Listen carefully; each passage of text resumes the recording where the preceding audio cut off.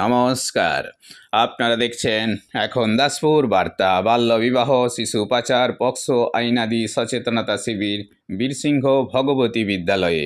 এই শিবিরটি হয়েছে 23শে এপ্রিল বুধবার।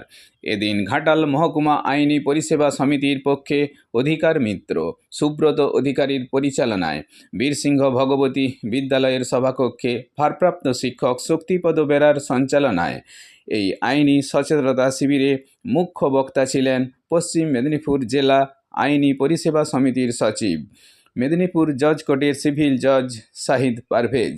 এই সভায় তিনি প্রাতঃস্মরণীয় পণ্ডিত ঈশ্বরচন্দ্র বিদ্যাসাগরের প্রতি শ্রদ্ধা নিবেদন করে বিবাহের বিভিন্ন প্রথা উল্লেখে বিদ্যালয়ের শিক্ষার্থীদের বাল্যবিবাহের কুফল, শিশু পাচার, পক্সো আইন, সাইবার ক্রাইম ইত্যাদি বিষয়ে সচেতন করে উচ্চ শিক্ষা গ্রহণে স্বনির্ভর হওয়ার বার্তা দিয়েছেন। ঘাটাল বার্তার এডিটর গঙ্গাধর রায় স্মার্টফোনের সদ্ব্যবহারের পরামর্শ দিয়েছেন। মহারাজপুর উচ্চ বিদ্যালয়ের প্রধান শিক্ষক সুভাষচন্দ্র দত্ত অ্যাডোলেসেন্সের আবেগে না ভেসে মা বাবা, শিক্ষক শিক্ষিকার পরামর্শ, প্রয়োজনে প্রশাসনিক সহযোগিতায় আইনি সুযোগ সুবিধা, কন্যাশ্রী, শিক্ষাশ্রী, রূপশ্রী ইত্যাদি সরকারি সহায়ক প্রকল্পের দৃষ্টি আকর্ষণ করেছেন। দিল্লি শক্তি বাহিনী ও কোশি লোকমঞ্চের পক্ষ থেকেও সার্বিক সহযোগিতার আশ্বাস দেওয়া হয়েছে। এদিনের শিবিরে আরও সামিল ছিলেন শিক্ষক রামমোহন চক্রবর্তী, ডিএলএসএ আরক্ষা কর্মী শুভাশিস মণ্ডল প্রমুখ সুধীজন। বীরসিংহ থেকে রিপোর্টে শ্যামসুন্দর দোলই, সাথে শ্রীকান্ত কদম। Like and follow with subscribe এখন দাসপুর বার্তা। এই দাসপুর বার্তায় যুক্ত হন, আলোর পথে এগিয়ে চলুন। জোসেফ টিআইসির হাতে তুলে দিচ্ছে।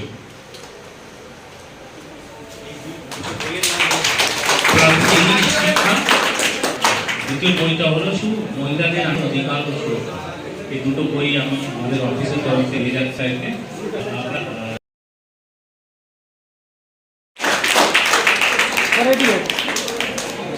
এই প্ল্যাটফর্ম হোয়াটসঅ্যাপ, ইনস্টাগ্রাম, ফেসবুক অপরিচিত ছেলে মেয়েদের মধ্যে বন্ধুত্ব করিয়ে দিচ্ছে। এরকমও কেস পাওয়া যাচ্ছে। কিভাবে তুমি গেলে, এরকম হোমের জিজ্ঞেস কাউন্সিলিং করা হয়েছে, ফেসবুক ফ্রেন্ডশিপ হয়েছে। তারপরে আমরা দেখা করতে গেলাম, একসাথে চলে গেলাম, থেকেছি, মন্দিরে বিয়ে করে। তারপরে কি হচ্ছে, পুলিশ গিয়ে উদ্ধার করে নিয়ে চলে আসছে।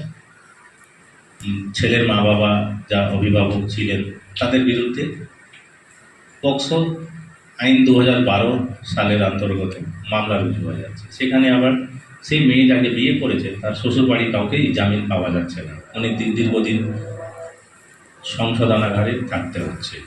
তাহলে সেই পড়াশোনা ছেড়ে যে বিয়ে করা উদ্দেশ্যে বেরোনো হলো, তার ফলে কি কি জিনিস হচ্ছে সমাজে চেঞ্জ আনতে চেয়েছে।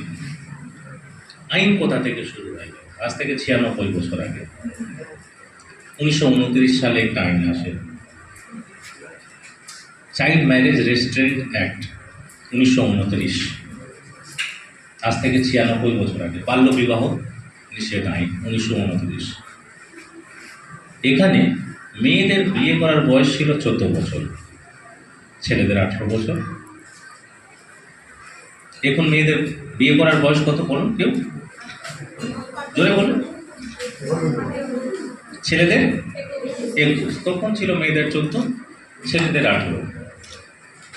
তখন এই আইনটা imperial legislative council of India pass করেন। এই মুহূর্তে যেটা পার্লামেন্ট আমাদের আইন বানায়, যখন ভারত স্বাধীন ছিল না তখন আইন বানানোর কাজ ছিল imperial legislative council of India. বছর পর্যন্ত সাজা হতে পারে। কি পুরোহিত, কি মৌলবি, কি নিজের মা বাবা, কি শ্বশুর বাড়ির লোক, কি গ্রামের লোক, কি প্যান্ডাল করা ব্যক্তি, কি রান্না করার ঠাকুর,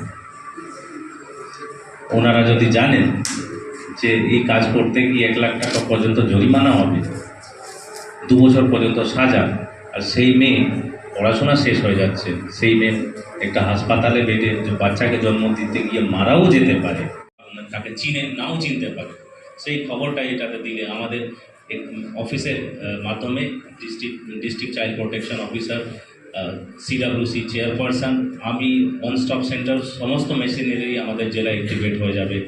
আর আমরা ওই মেয়েটাকে কীভাবে সেফ জায়গা বা সেফলি রাখতে পারবো আমরা চেষ্টা করব।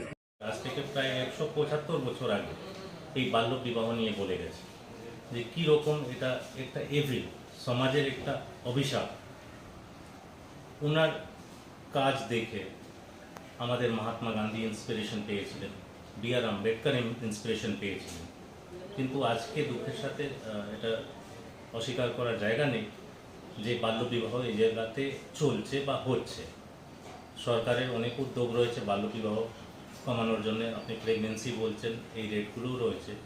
আমরা জানি স্মৃতিশাস্ত্র, ওখানে 8 রকমের বিবাহের প্রথা বলা হয়েছিল, তার মধ্যে 4 রকমের বিবাহের প্রথা মান্যতা পেয়েছিল। তার মধ্যে অন্যতম একটা ছিল গন্ধর্ব বিবাহ, যেটাকে আমরা আজকে ইলপমেন্ট ম্যারেজ বলি।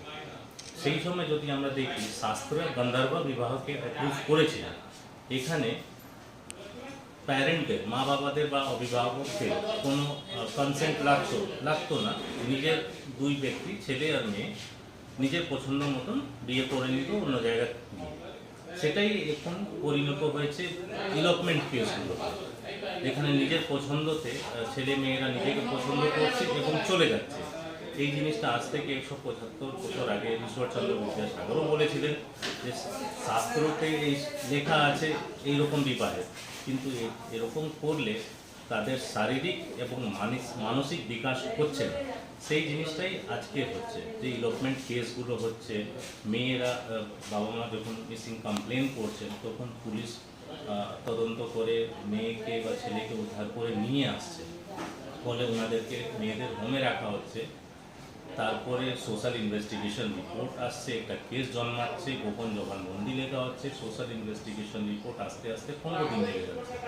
সেই ক্ষেত্রে মেয়েদের যে পড়াশোনা সেটা হ্যাম্পার হচ্ছে। এটা আগেও 175 বছর আগে বলেছিলেন, আজকেও সেই জায়গা রয়েছে। কিন্তু আমরা অ্যাওয়ারনেস প্রোগ্রাম করে যাচ্ছি।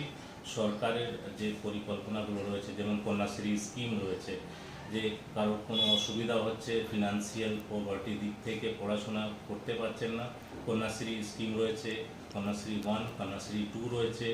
গভর্নমেন্টের তরফ থেকে যে মেয়েদের বাড়ি দূরে রয়েছে, যে ছাত্রছাত্রীদের পড়াশোনার জন্য আসতে অসুবিধা হয়, তাদেরকে গভর্নমেন্ট থেকে সাইকেলও দেওয়া হয়।